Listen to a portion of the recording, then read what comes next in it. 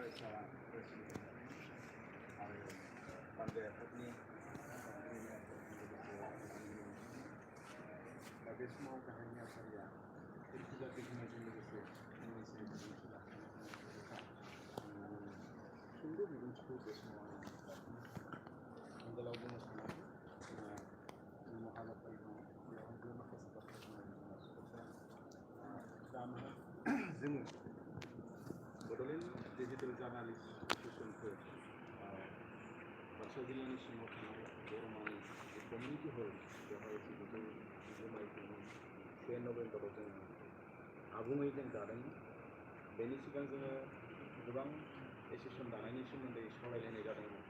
गोबां जेंना जेंसि हेंथा बायदिसिना बाथ्राफ्रा बै समाव फैदोंमोन। थेवब्लाबो जोङो बैफोर बाथ्राखौ नेवसिनानै जिहेतु जोंनि बर' रावा 80 सिडिउलाव हाबनायनि उनाव जोंनि गेजेराव सेटेलाइट चेनेल गैया, जोंनि गेजेराव पर्टेल चेनेल गैया।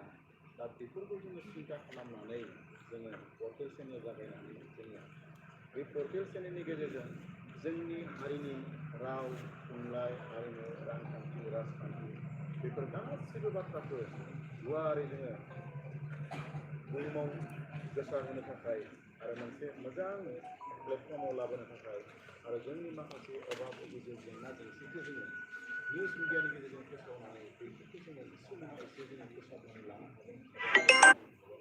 दा बेफोर